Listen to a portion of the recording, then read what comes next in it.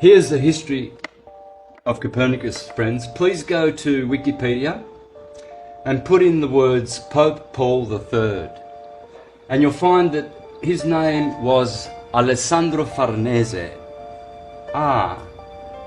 Would that be one of the richest elite black nobility Venetian families of history who came from Persia to Rome?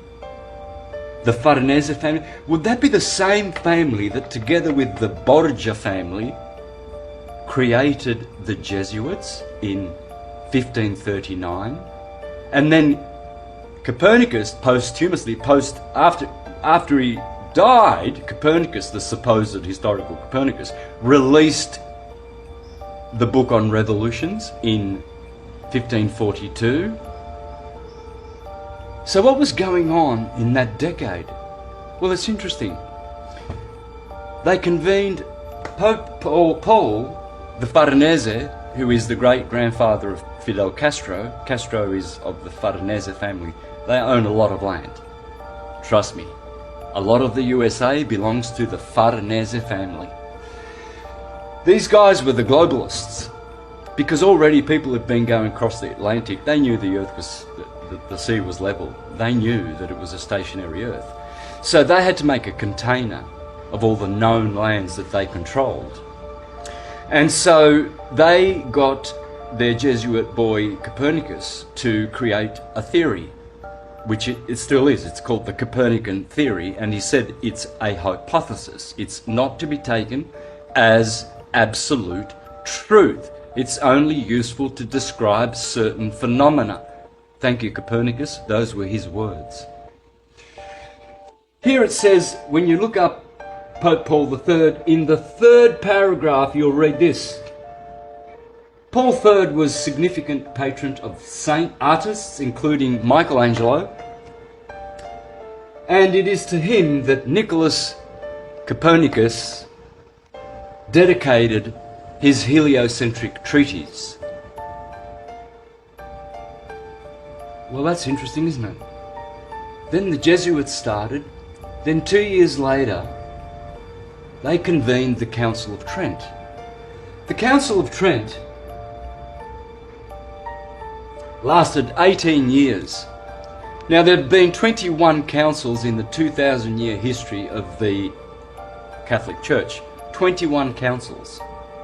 In 1545 to 1563, 18 years, the Jesuits and the Copernican model, they gathered in Trent, the Council of Trent, for 18 years. All the other 20 councils only lasted 1 year, 2 years, 3 years, 4 years, and one, the longest one, was 5 years.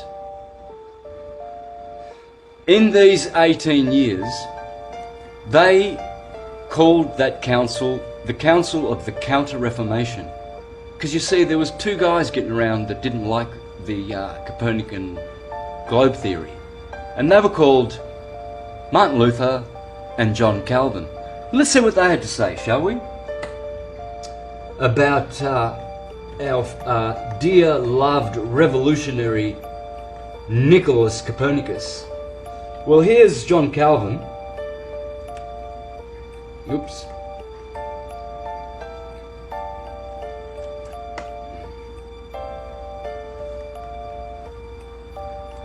Let me get this smudge off here so I can read it.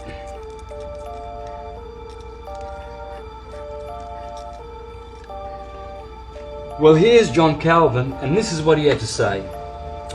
We will see some who are so deranged, not only in religion, but who in all things reveal their monstrous nature, that they will say that the sun does not move, and that it is the earth which shifts and turns.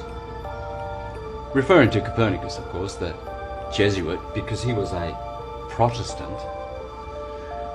When we see such minds, we must indeed confess that the devil possesses them.